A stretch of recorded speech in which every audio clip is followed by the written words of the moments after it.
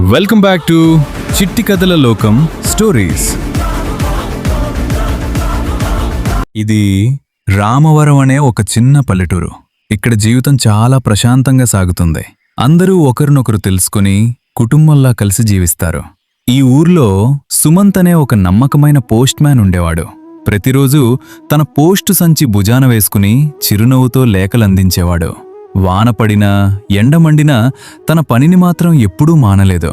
ఎందుకంటే సుమంత్కు ఒక గట్టి నమ్మకం ఉండేది, ప్రతి లేఖలో ఎవరో ఒకరి ఆశ దాగి ఉంటుంది అని. అదే ఊర్లో శ్రీను అనే ఒక పేద రైతు ఉండేవాడు. అతని కొడుకు పట్టణంలో ఉద్యోగం కోసం ప్రయత్నం చేస్తూ ఉండేవాడు. ప్రతి ఉదయం ఇంటి ముందు నిలబడి రోడ్డు వైపు చూస్తూ ఈ రోజైనా లేఖ వస్తుందా అని ఆశతో ఎదురుచూసేవాడు.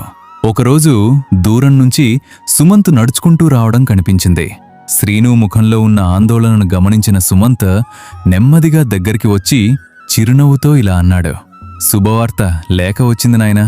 లేఖ తీసుకుని చదివిన శ్రీను కళ్ళలో ఆనంద కన్నీళ్లు ఊబికాయి. అతని కొడుకుకు ఉద్యోగం వచ్చింది. ఆనందంతో శ్రీను చేతులు జోడించి, మీరు నిజంగా దేవుడిలా వచ్చారు అంటూ సుమంత్కు ధన్యవాదాలు చెప్పాడు. అప్పుడు సుమంత్ చిన్న చిరునవ్వుతో ఇలా అన్నాడు, నేను చేసినది నా పని మాత్రమే. ఆ రోజు శ్రీను ఒక గొప్ప విషయం అర్థం చేసుకున్నాడు. నిజాయితీగా బాధ్యతతో చేసే సేవే మనిషికి నిజమైన గౌరవాన్ని ఇస్తుంది.